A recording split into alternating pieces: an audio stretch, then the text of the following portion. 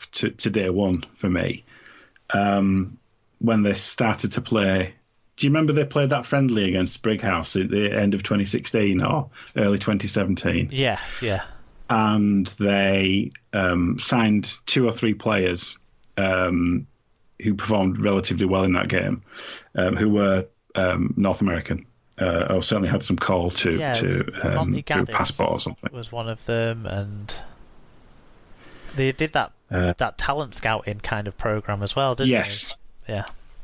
So I remembered that, and I thought, well, what happened to those players in 2017?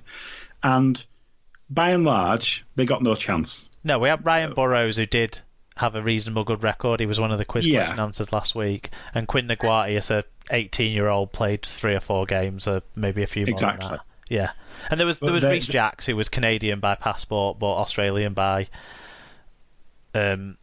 all the other measures, and that kind of created a really complicated visa residential eligibility situation around him when they wanted to sign Josh McCrone instead, or as well as, which was a problem. Yeah.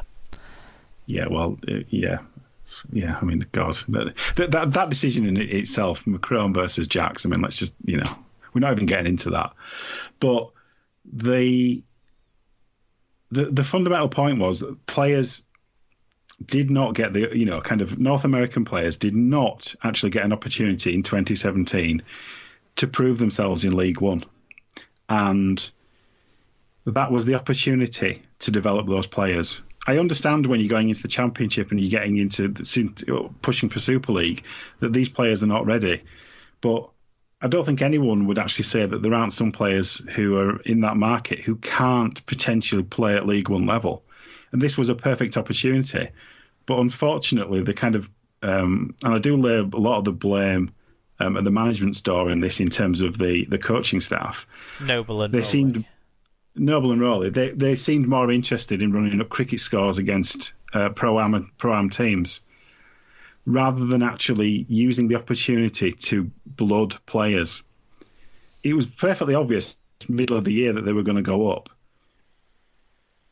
They could have used that opportunity to see whether these players had it in them, and they didn't do it. They only did it with Quinn, really, didn't they? Yes, and you need to do it with 6, 12 players. You need to have a backbone, or the edges, the peripheral members of your squad that in Super League is made up by young players. Those could have been kind of native players. So what you're talking about there then is you've got these players that you could pay less, basically, to enable you to have a bigger squad. Because everyone else you're paying over what they're worth. You're paying John Wilkin the highest contract he's ever had at a point in his career where he was more valuable to the Wolfpack than he was to any other team at that point, but he wasn't more valuable to the Wolfpack than he ever has been to any other team at that point. No, quite. For example. And I think some of those decisions that were made by Noble and Rowley at that point have kind of led to the position where they came into Super League with a squad that no one thought was big enough. Is there not an issue that the RFL could have helped resolve there around the status of those players, though? Because we have the Federation trained rule, which now is gone, and it's just overseas players. But the Canadian players would have classed us overseas players almost somehow. Strangely, because but the rule would just have to be rewritten, like it. Or does CRL come under the European Federation anyway? So if it comes under the European Federation, then that actually isn't an issue, and people thinking it is an issue don't understand the actual way it's written. But I don't know for sure. So it's something the governing bodies could have cleared up, isn't it? I suppose, but they never even had to. Well, the only issue came around about Jacks, didn't it? And that was just because he was an Australian. Let's be clear. He was trained as an Australian in Australia, just the same as even like a Herbie Farnworth would have been a non-federation player. In terms of if he'd have played in Super League this year. Now the rules changed. He wouldn't be, so it's okay. But he would have been otherwise, wouldn't he? Yeah, I mean, this is the point, isn't it? That it all comes down to the decision about granting the kind of the right for Toronto to start in League One. One of the questions that should have been asked fundamentally is, well, what does this mean about player development? How are we enabling player development? And that question should be asked no matter where you decide to put your next teams. So wherever they are, you have to align them so that they can develop their own players. Yeah. Going back to that point, I'm not interested in shipping players who are currently playing in the Championship and League One to Ottawa next year to play. There's no interest in that. It doesn't do anything for the game broadly. Ultimately, it has to be. You don't mean zero players, do you? I don't mean zero because you can't start from scratch. But what I mean is there has to be a balance. In 2017 in Toronto, there was no balance. It wasn't 50-50. It wasn't even 75-25. It was about 95% import and 5% on the fringes. It has to be more balanced than that. That is one of the key lessons that has to be learned for Ottawa and New York. It has to have a better balance, because otherwise you're going to run into these problems of importing players, paying overs, not having a team that is actually representative of the place that they're supposed to be from. That's your fundamental problem that Toronto have run into, and it's exacerbated their squad problems that they've had this year, without question, in my opinion. Yeah, I agree. Let's go through what some of the fans said about the poll. So, Mark Butler said he voted for number 3. A punishment is necessary. They've devalued Super League and shown they're not equipped for it, but also it takes into account mitigating circumstances and avoids that punishment being counterproductive, which a restart would, he said, and two Canada trips in League One will be crackers. That comes from a fan of a League One club as well. Karsten says he also took option 3, which is relegate to Championship, with a chance to change what was wrong. Full membership in the CRL and similar to Catalan or Toulouse with full central funding. Makes sense? I think any step down, they have to then be back into the central funding conversation if we want to accept them in our league structures. Fatboy Rob's someone who doesn't want to accept them in our league structures. He says, where's the option for play in their own continent? I could be facetious and say to Rob that the coronavirus took away the option for them to play 11 times in their own continent this year, Rob. But we know that Rob doesn't mean that. He means a competition within their own continent. Yes. That wasn't what we were looking at. I wasn't looking to do a referendum on whether they should have been allowed into the structure 4 years ago, but no. I appreciate the sentiment from lots of people who think no. that way. And I do think there's something to be learnt, and I know we always look at the NRL, but there's something to be learnt about how they've worked with the PNG Hunters as an example. Yeah, and the Fiji team was going to be coming into things this year, but obviously virus said couldn't. Yeah. And then the Pacific 13 kind of thing as well, with the smaller islands. These are all kind of developments of players from those areas to increase their quality and push them towards playing professionally. There is something there about how can Super League be the broker to enable teams in the Northern Hemisphere develop in the same way that like the PNG Hunters are developing, and teams of that kind of nature.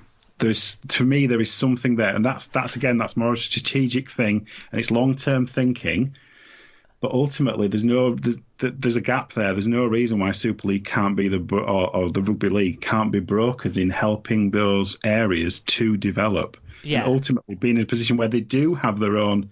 They do have enough teams of a sufficient quality to run a professional sports league in the North American continent. There's a conversation to be had about having even like a development team, pick the best sort of 25 talents from America and Canada to play in a invitational team that'll play in one of the top community game structure competitions, maybe, or something like that. Or there is a conversation to be had about that as a development pathway too. To help players develop. Yeah. Where are we at? Barney, what did Barney have to say? So Barney Allen says, once again, the Super League RFL administrators have shown themselves wholly incompetent. The Wolfpack should be supported, not punished. I'm guessing you voted for number one. That's the other end of the scale. So Rob, isn't it? Christopher Jones at Jonesy LFC 7752 said, always said why Toronto were accepted in the first place the English game. No need for it. The RFL need to concentrate on developing in other areas of the British Isles. Vic at Fragments of Life says, if they want to relegate them, surely they wouldn't have announced no relegation and left them on the bottom of the table, forfeiting every game. That's my idea as well. From the table. Yes, they've been expunged. And the announcement was that no one from the 11-team Super League will get relegated. So I kind of think that that's not what no one's ever said what Vic said they've said. I think there's been a misunderstanding there, but I can understand that. It's only because I've read everything so many times over the last 2 weeks that I've got my head around it, I suppose. And the last one? Yeah, do you want to give... So Alan Paul Walker says, I see no point to Toronto Wolfpack in the Championship or League One. They should be in Super League by right or in an American League structure. Same for any other American team. I think the question around putting them in an American League structure that was raised by Rob, indirectly by Chris, and also by Alan there, is how do we make sure that structure adds value? Because at the moment, what we've basically got is a fairly competent community game structure that manages to work itself well in, with two clusters, one in the southeast of the United States around Florida and Georgia, and then one in the northeast of the United States around Massachusetts, New York, and Pennsylvania. And so you've got those two clusters that work well as their domestic structure of a community game. I've not seen anything in that structure that suggests that that's going to become a semi-professional competition in the near future. How do we make it that there's enough appetite for it to become semi-professional and professional? Well, we have to make the sport appeal to them more. How do you do that? Well, you give them more access to the top level of the sport, which in the Northern Hemisphere is Super League. And how do you do that with no teams playing there? That's kind of the difficulty of it all. Like, if we want to tap into the North American market for our sport to become even, say, the 8th biggest sport or the 7th biggest sport in North America, how do we do that best? And can we ever achieve that by just hoping that the USARL will become a solid league? But no one loves the game enough there. No one that's there loves the game enough to basically spend their own personal fortune to create a proper competition that would rival maybe the French Elite League or the Championship or the New South Wales Cup, those sorts of levels of competition, let alone talking about a Super League level competition. So I just don't think it's feasible. I think you have to have people come and be part of our competition. I would just change the way our competition's structured entirely. I've talked about it so many times. Conferences. We won't talk about it again this week, but I'll talk about it again and again and again at some point. They come round like buses. We'll be talking about it again in a few weeks. But we got some other sort of longer form fan views, mostly over email. So superleaguepod@gmail.com. Thanks for sending these in. Do you want to? You can give the first because the fourth one isn't on your rundown, so you can give the first and I'll do the second. Sounds good. Breaking news as we record. So Dave Cantrell says, I don't think we should criticise anyone for not lending Toronto money. If they couldn't get a commercial loan, which I would assume they've also tried, then people who know these things far better than Rugby Club chairman do have already determined there's too high a risk chance of them not paying it back. It's unfortunate, but a whole season with no home games, so no ticket revenue, no hospitality revenue, no bar revenue, less merchandise, etc., would kill most professional clubs, and they must be allowed to die rather than drag others down with them. The RFL and the league shouldn't be expected to bail anyone out. If they can come back next season, great, and if they can, I hope Super League welcomes them back. But as things stand, the other clubs have done the right thing. I mean, that's